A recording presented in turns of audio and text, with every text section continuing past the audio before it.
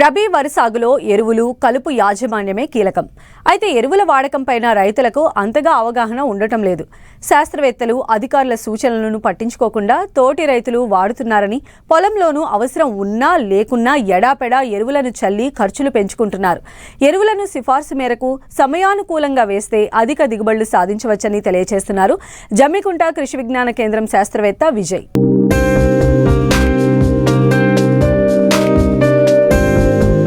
వసతి ఉన్న ప్రాంతాల్లో రబీ వరి సాగు చేశారు రైతులు. చాలా చోట్ల పిలకలు వేసే దశ నుండి గింజ గొలుసు తయారయ్యే దశలో వరి పైరు ఉంది.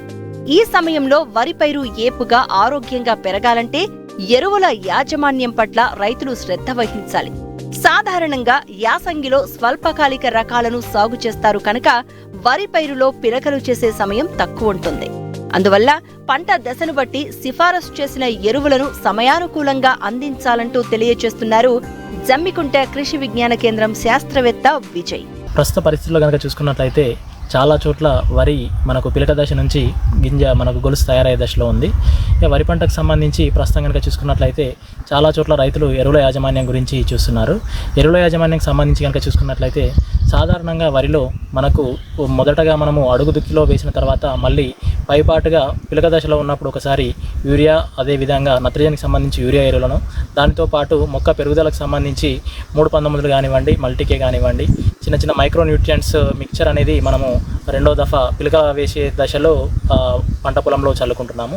దీనికి సంబంధించి కనుక చూసుకున్నట్లయితే రెండోసారి ఎరువులు వేసేటప్పుడు ఎకరానికి 20 నుంచి 30 కిలోల వేపపూత పూయబడిన యూరియా అనేది కనుక మనము దానితో పాటు ఎకరానికి ఒక 5 నుంచి 10 కిలోల స్వర్ణఫాలు కనుక కలిపి చల్లుకున్నట్లయితే మనకు పంట ఏపుగా పెరిగి పిలకలు కూడా ఎక్కువ రావడానికి అవకాశం ఉంటుంది.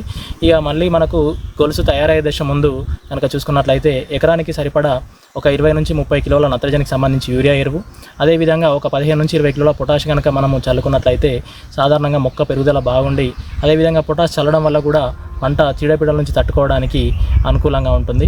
దానితో పాటు చాలామంది రైతులు ఏం చేస్తున్నారంటే కాంప్లెక్స్ ఎరువులను పైపాటుగా నాటు వేసిన తర్వాత చల్లుతున్నారు.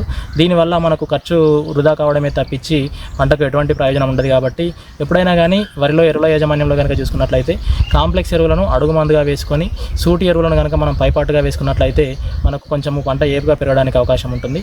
కాంప్లెక్స్ ఎరువులను పైపాటుగా వేయడం వల్ల సూక్ష్మ పోషకాల లోపం తలెత్తి మొక్క అనేది పెరుగుదల మందగించడానికి అవకాశం ఉంటుంది. కాబట్టి పైపాటుగా కాంప్లెక్స్ ఎరువుల జోలికి వెళ్లకుండా మనకు సూటి ఎరువులు ఏదైతే సూచించబడినవో వాటిని మోతాదు ప్రకారం వేసుకున్నట్లయితే పంట ఎదగడానికి అవకాశం ఉంటుంది. దీంతో పాటు కొన్ని చోట్ల చాలామంది రైతులు నేరుగా విత్తే పద్ధతిలో వరి సాగు చేసినప్పుడు కలుపు యాజమాన్యానికి సంబంధించి కూడా చాలా రకాల మందులను వాడుతున్నారు.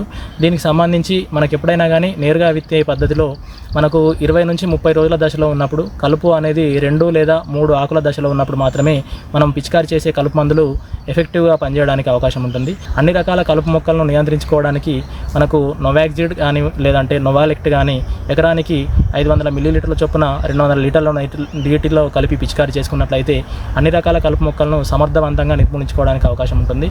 ఎప్పుడైతే కలుపు 2 నుంచి 3 ఆకుల దశ దాటి ముదిరి పూత దశకు వస్తుందో ఆ సమయంలో మనం ఎటువంటి కలుపు మందులను పిచికారి చేసినా కానీ కలుపు నిర్మూలన అనేది జరగకుండా ఉంటుంది. దీనివల్ల మనకు పెట్టుబడి ఖర్చులు కూడా వృధా అవుతుంటాయి. కాబట్టి ఎప్పుడైనా మనకు మొదటి 40 నుంచి 60 రోజుల పంట కాలం లోపల కలుపు లేకుండా చూసుకున్నట్లయితే మొక్క పెరుగుదల ఏపుగా ఉండడానికి అవకాశం ఉంటుంది.